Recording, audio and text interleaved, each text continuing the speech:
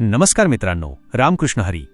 जग खूप बदललंय, माणसं बदललीत, पण संतांचे शब्द आजही तितकेच जिवंत आहेत. जर तुम्हाला वाटत असेल की संतांची वाणी म्हणजे फक्त टाळ मृदंगाचा गजर, तर थांबा. आजचा हा व्हिडिओ तुमचे डोळे उघडणारा ठरेल. मऊ मेणाहून आम्ही विष्णुदास, कठीण वज्रास भेदू या उक्तीप्रमाणे आज आपण अशा विचारांचा सामना करणार आहोत जे तुमच्या आयुष्यातील संघर्षाला दिशा देतील. तयार रहा, हा अनुभव तुमच्या विचारांची दिशा बदलून टाकेल. संत नामदेव महाराज या अभंगातून आपल्याला मानवी जन्माचे खरे सार्थक कसे करायचे याचा एक अतिशय सोपा आणि सुंदर मार्ग दाखवत आहेत.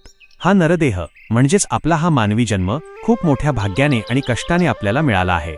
हा जन्म व्यर्थ न घालवता एकमेकांच्या साथीने, प्रेमाने आणि आनंदाने भवसागर कसा पार करायचा याचे एक सुंदर मार्गदर्शन या रचनेमध्ये दडलेले आहे. आपण सगळे मिळून संसारातील दुःख विसरून भगवंताच्या नामात कसे लीन होऊ शकतो याचे अत्यंत रसाळ आणि मनाला भिडणारे वर्णन यात पाहायला मिळते. चला तर मग आपल्या या सुंदर आयुष्याला अधिक समृद्ध करणाऱ्या आणि थेट मनाचा ठाव घेणाऱ्या या अप्रतिम रचनेचा आपण अनुभव घेऊया आणि जाणून घेऊया या अभंगाचा भावार्थ विश्लेषण, सामाजिक संदेश व नैतिक धडा वास्तविक जीवनातील उदाहरणासह. पहिला चरण, दुर्लभ नरदेह झाला तुम्हा आम्हा, येणे साधू प्रेमा राघोबाचा. भावार्थ विश्लेषण. संत नामदेव महाराज आपल्याला खूप प्रेमाने सांगतात की या सृष्टीतील 84 लक्ष योनींमधून फिरल्यानंतर आपल्याला हा मानवी जन्म मिळाला आहे. हा नरदेह अतिशय दुर्मिळ आहे जो आम्हाला आणि तुम्हाला लाभला आहे. मग या जन्माचे सार्थक कसे करायचे? तर या देहाचा उपयोग करून आपण त्या परमेश्वराचा, राघोबाचा, निस्सीम प्रेमाचा ठेवा प्राप्त करायचा आहे. इकडे तिकडे वेळ न घालवता देवाच्या प्रेमात लीन होणे हेच या जन्माचे खरे ध्येय आहे. सामाजिक संदेश आणि नैतिक धडा. संतांना या चरणातून समाजाला त्यांच्या अस्तित्वाची आणि वेळेची किंमत पटवून द्यायची होती. त्या काळी लोक बऱ्याचदा नशिबाच्या नावाखाली हातपाय गाळून बसायचे किंवा चुकीच्या गोष्टींमध्ये आयुष्य वाया घालवायचे. संतांनी नैतिक धडा दिला की हा मानवी जन्म खूप मौल्यवान आहे. तो भांडण, तंटे, हेवेदावे किंवा आळसात वाया घालवण्यासाठी मिळालेला नाही. समाजातील प्रत्येकाने आपल्या जन्माचे सार्थक करावे आणि एकमेकांबद्दल मनात प्रेम, आदर निर्माण करून माणुसकी जपावी, हाच याचा मुख्य सामाजिक संदेश आहे. वास्तविक जीवनातील उदाहरण. आपल्या गावामध्ये किंवा शहरामध्ये जेव्हा एखादा तरुण चुकीच्या संगतीला लागतो किंवा अंमली पदार्थांच्या आहारी जाऊन स्वतःचे आयुष्य उद्ध्वस्त करतो, तेव्हा त्याचे कुटुंब आणि समाज मागे पडतो. या उलट जेव्हा एखादा सामान्य कुटुंबातील तरुण आपल्या वेळेचा योग्य वापर करून, कष्ट करून स्पर्धा परीक्षेत यश मिळवतो किंवा एखादा चांगला व्यवसाय सुरू करून इतर 4 जणांना रोजगार देतो, तेव्हा तो या मौल्यवान मानवी जन्माचे सार्थक करत असतो. दुसरा चरण, अवघे हातोहातीन तरो भवसिंधू, आवडी गोविंदू गाऊन गीतीन. भावार्थ विश्लेषण. हा संसार म्हणजे एक मोठा अथांग सागर आहे आणि या संसार सागरातून पार होणे सोपे नाही. पण नामदेव महाराज यावर एक सोपा उपाय सांगतात. आपण सर्वांनी एकत्र येऊन अगदी आनंदाने आणि आवडीने त्या गोविंदाचे, देवाचे गुणगान गायचे आहे. जेव्हा आपण प्रेमाने त्याचे नामस्मरण करू तेव्हा आपण सर्वजण एकमेकांचा हात धरून अगदी सहज आणि हसत खेळत या भवसागरातून पार होऊ.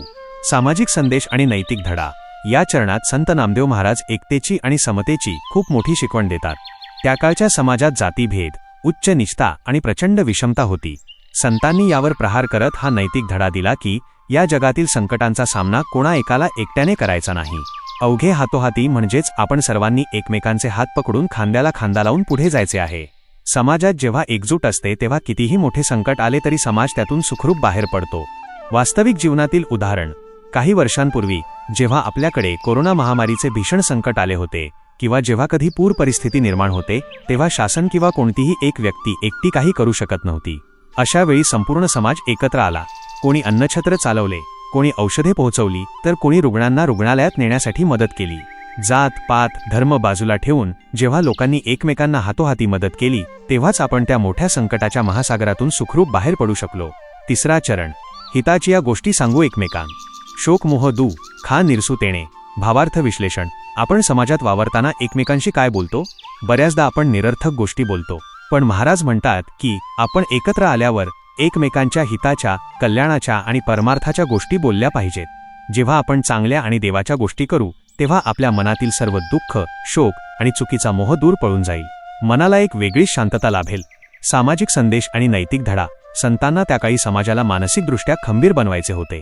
लोक बऱ्याचदा अंधश्रद्धा, कौटुंबिक कलह आणि नैराश्यात बुडालेले असायचे. संतांनी येथे सामाजिक संवाद आणि समुपदेशनाचा नैतिक धडा दिला आहे. आपण एकमेकांशी बोलले पाहिजे, एकमेकांना हिताच्या म्हणजे चांगल्या गोष्टी सांगितल्या पाहिजेत. जर समाजात संवाद असेल तर माणसाचे दुःख हलके होते आणि नैराश्यातून होणाऱ्या आत्महत्या किंवा कुटुंबांचे उद्ध्वस्त होणे थांबवता येते. वास्तविक जीवनातील उदाहरण. आजच्या धावपळीच्या युगात अनेक शेतकरी बांधव किंवा तरुण मुले कर्जबाजारीपणामुळे किंवा परीक्षेत अपयश आल्यामुळे नैराश्यात जातात. अशा वेळी गावातील किंवा मित्रमंडळींमधील सुजाण नागरिक जेव्हा त्या व्यक्तीजवळ बसतात, त्याला धीर देतात, कर्जमुक्तीच्या शासकीय योजनांची माहिती देतात आणि आम्ही तुझ्यासोबत आहोत अशी हिताची गोष्ट सांगतात, तेव्हा त्या व्यक्तीच्या मनातील दुःख आणि आत्महत्येचा विचार दूर होतो. हाच तो संतांनी सांगितलेला मार्ग आहे.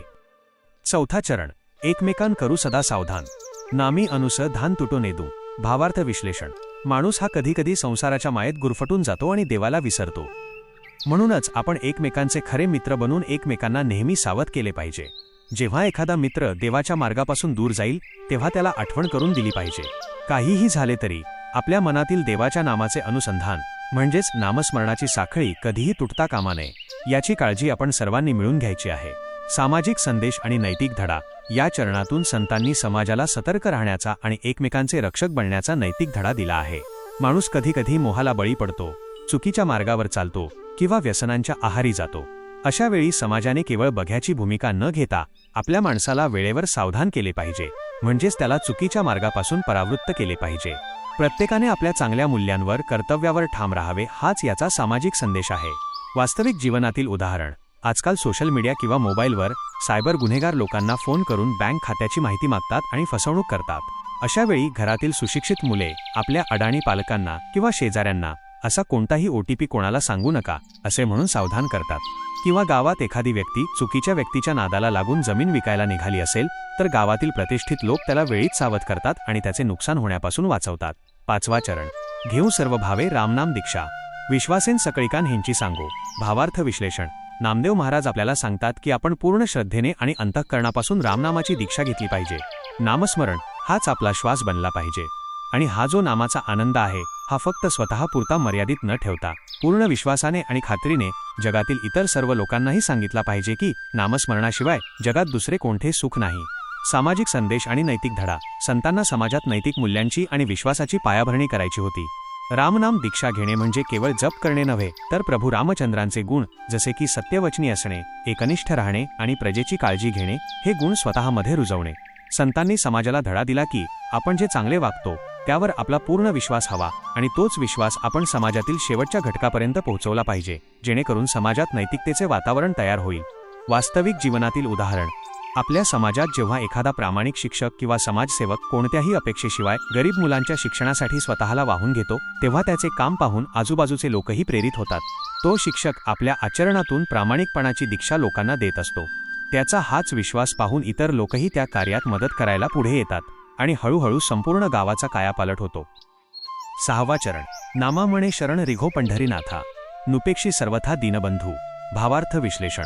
अभंगाच्या शेवटी संत नामदेव महाराज अत्यंत श्रद्धेने म्हणतात की आपण सर्वांनी शेवटी त्या पंढरीनाथाला, विठ्ठलाला संपूर्ण शरण गेले पाहिजे. तो विठ्ठल कसा आहे? तो दीनबंधू आहे, म्हणजेच गरिबांचा, अनाथांचा आणि भक्तांचा खरा पाठीराखा आहे.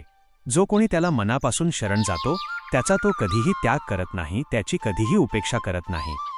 तो आपल्याला नेहमी आपल्या माऊलीसारखा सांभाळून घेतो. सामाजिक संदेश आणि नैतिक धडा.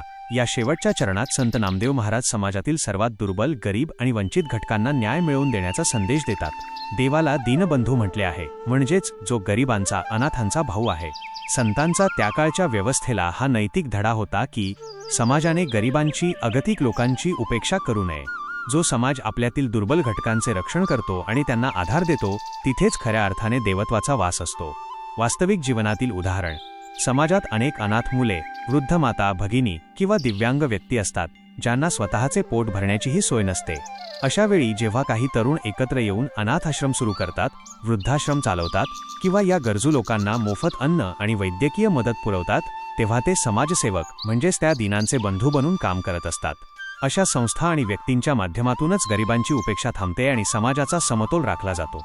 आजच्या म्हणजेच सध्याच्या काळातील नवीन पिढीसाठी अभंगाचा संदेश त्यांच्या आधुनिक भाषेत. आजची आपली नवीन पिढी ही तंत्रज्ञानाच्या जगात जगणारी पिढी आहे.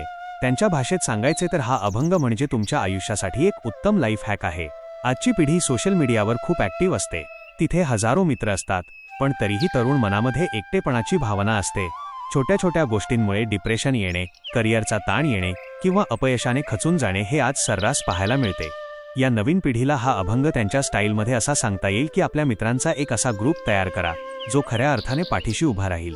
इंस्टाग्रामवर एकमेकांच्या पोस्ट लाईक करण्यापेक्षा खऱ्या आयुष्यात एकमेकांच्या सुखात आणि दुःखात एकत्र या. जेव्हा तुमचा एखादा मित्र किंवा मैत्रीण तणावात असेल तेव्हा त्याला किंवा तिला डिप्रेशनमधून बाहेर काढण्यासाठी एकमेकांना पॉझिटिव्ह वाइब्स द्या. संत नामदेव महाराजांनी सांगितलेले रामनाम म्हणजे आजच्या पिढीसाठी मनाची एकाग्रता आणि मानसिक शांतता मिळवण्याचे माध्यम आहे. दिवसातून काही वेळ स्वतःसाठी काढा, ध्यान करा किंवा शांत बसा. जेव्हा तुम्ही तुमच्या आतल्या शक्तीशी जोडले जाल तेव्हा जगातील कोणतीही स्पर्धा तुम्हाला हरवू शकणार नाही. हा अभंग आजच्या तरुणांना सुप्रसिद्ध सोशल नेटवर्क सोडून एका चांगल्या मानवी नेटवर्कशी जोडायला शिकवतो, जेणेकरून आयुष्याची कोणतीही स्पर्धा जिंकणे अगदी सोपे होईल. धन्यवाद. संत नामदेव महाराजांनी या अभंगातून आपल्याला केवळ अध्यात्म नाही तर एकमेकांवर प्रेम करण्याचा, संकटात एकत्र येण्याचा, एकमेकांना सावध करण्याचा आणि गरिबांना मदत करण्याचा एक अतिशय सुंदर सामाजिक आणि नैतिक धडा दिला आहे. आपणही आपल्या दैनंदिन जीवनात या गोष्टींचं पालन करूया आणि एक आदर्श समाज घडवूया. संतांची वाणी ही केवळ शब्द नसून ते जगण्याचे अमृत आहे. भावार्थ संतवाणीच्या माध्यमातून हाच अमृतकण तुमच्यापर्यंत पोहोचवण्याचा माझा छोटासा प्रयत्न आहे. तुमची सोबत अशीच राहू द्या. कमेंटमध्ये रामकृष्ण हरी लिहायला विसरू नका. पुंडलिक वरदा हरी विठ्ठल. श्री ज्ञानदेव तुकाराम. पंढरीनाथ महाराज की जय.